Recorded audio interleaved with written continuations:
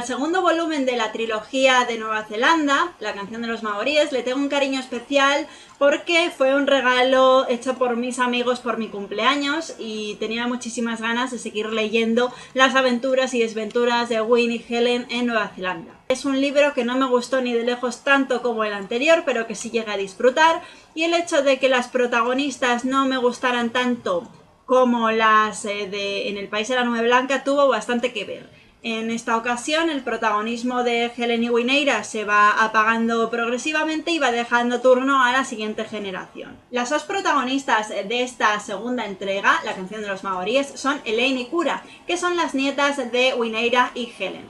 A mi juicio no tienen tanto carisma ni tanto encanto como las protagonistas de En el País de la Nube Blanca, pero bueno, me gustó, pero como digo, menos que el anterior volumen.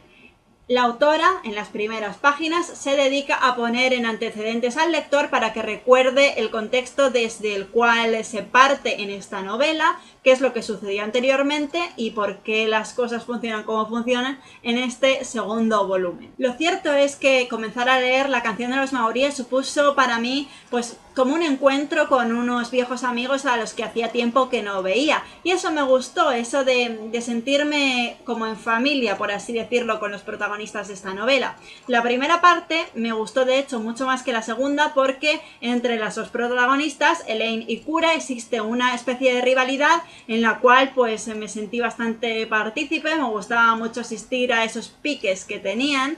Y además en esta ocasión el protagonismo está mucho más repartido que en El País de la Nube Blanca. Sin embargo, la cosa cambia a partir de la segunda mitad del libro porque, en una palabra, me pareció muy dura. Y digo dura porque Sarah Lark se encarga de hacer que todo lo que puede salir mal para estas dos protagonistas salga mal e incluso peor. No solo porque puedan tomar malas decisiones debido a la juventud e inexperiencia de estas dos protagonistas, sino porque además hay personajes que no tienen buenas intenciones con ellas y se lo hacen pasar bastante mal. Lo cierto es que los paisajes dejan de tener tanta relevancia como en el primer volumen de esta trilogía y en cambio tienen mucho más peso las relaciones de pareja que podemos encontrar en La canción de los maoríes, y sobre todo las escenas de sexo son mucho más explícitas y tienen un peso mucho más importante en esta novela. Eso sí, Sarah Lark se encarga de que pueda haber conflictos en la trama que mantengan la atención del lector y hace que, bueno, que como sucede en todas sus novelas, en todas y cada una de sus novelas, las páginas pasen sin que uno prácticamente se dé cuenta y con una agilidad bastante pasmosa y que a mí me parece el rasgo más distintivo y mejor de la autora. Y si hay algo que no me gustó con diferencia en esta novela, es que hay una historia de amor que surge demasiado deprisa y todo se vuelve muy intenso desde el minuto 1, ¿sabéis? Que es algo que odio encontrar en las novelas, sobre todo en las románticas, son las que el amor tiene bastante peso en la trama.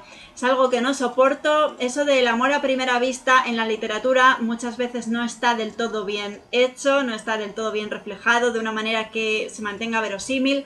Los sentimientos me parecen muy forzados porque suceden demasiado deprisa y demasiado intensamente, y entonces pues es algo que he echado de menos, una historia de amor en condiciones en esta novela. Sin embargo, he de decir que bueno, la acción parecía discurrir por ciertos derroteros que finalmente no son abordados, con lo cual es una acción que no es para nada predecible y es algo digno de elogio para Sarah Lark, porque hay algo que no soporto, bueno, hay muchas cosas que no soporto en las novelas, pero el que la acción sea predecible es algo que no me gusta en absoluto, y en esta ocasión no lo es, desde luego. Poco antes del final hay determinados pasajes que a mi juicio no aportaban nada, directamente yo diría que hasta sobraban, porque daban vueltas y vueltas a lo mismo sin avanzar ni aportar, como decía antes, nada en absoluto. Estaba deseando que llegara al final y cuando por fin lo hace me pareció bastante de cuento de hadas, pero bueno, digámoslo así, dejémoslo estar. Es una novela que me gustó bastante menos que su predecesora, a la que le puse un 7,5 sobre 10,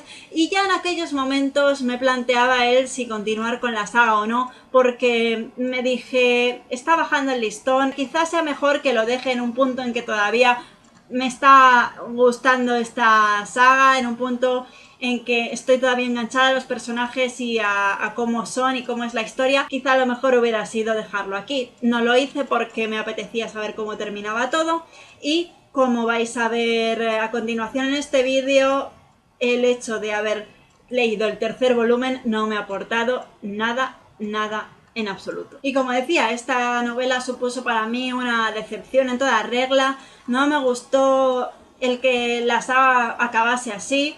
Y lo cierto es que hubo varios factores que me impulsaron a finalmente leer esta novela, a pesar de que el resultado no haya sido, como os digo, el deseado.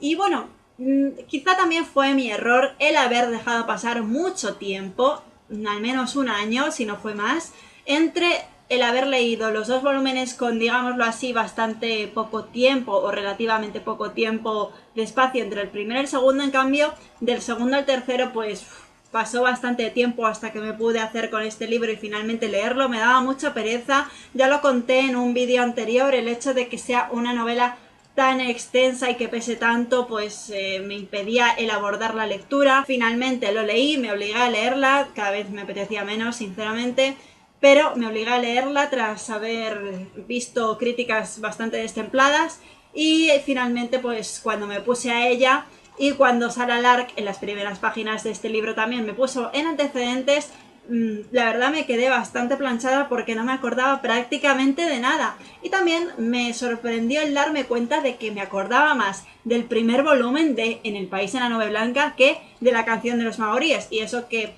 el primer volumen lo leí hacía más tiempo que el segundo. Pero supongo que el hecho de que me gustase más En el país de la nube blanca que la canción de los maoríes tuvo bastante que ver en esto. En esta última entrega también tenemos una dualidad entre dos protagonistas. En este caso también son primas y son Gloria y Lilian.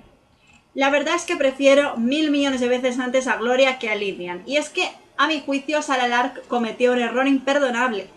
El hecho de que Gloria presentase conflictos, su trama fuese intrincada, que no tuviera las cosas fáciles, que su carácter hiciese que todo fuese mucho más difícil y que las cosas para ella empezasen muy mal y empeoraran mucho antes de mejorar, pues fue algo que, bueno, pues que creaba historia, que creaba conflicto, me daban ganas de saber más de esta protagonista. En cambio, la vida de Lilian fue pues siempre muy cómoda para lo que vivió.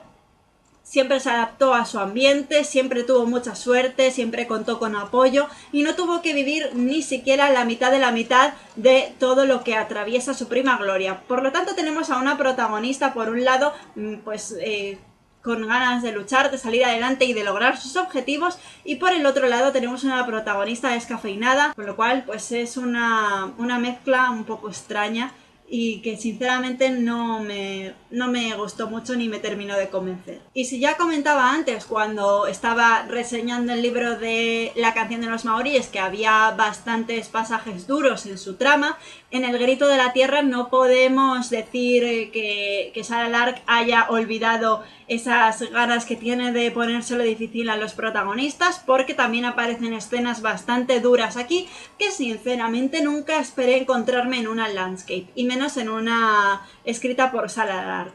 Además, considero que El grito de la tierra no es una landscape al uso, sino que Sarah Lark ha querido ir un poco más por libre y el resultado es un poco extraño, porque como ya os digo, hay pasajes más duros, pasajes menos duros, pasajes que realmente merecen la pena, pasajes que son de relleno.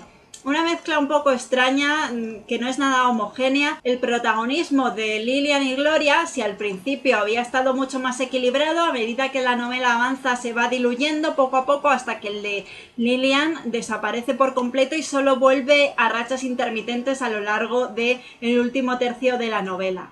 La verdad es que de las 200 páginas que preceden al final, me pareció un libro que no se sabía por dónde iba a continuar la acción. La autora crea conflictos que parecen, como digo, muy de relleno, que no se sabe muy bien hacia dónde quiere ir ni qué pretende conseguir con ello.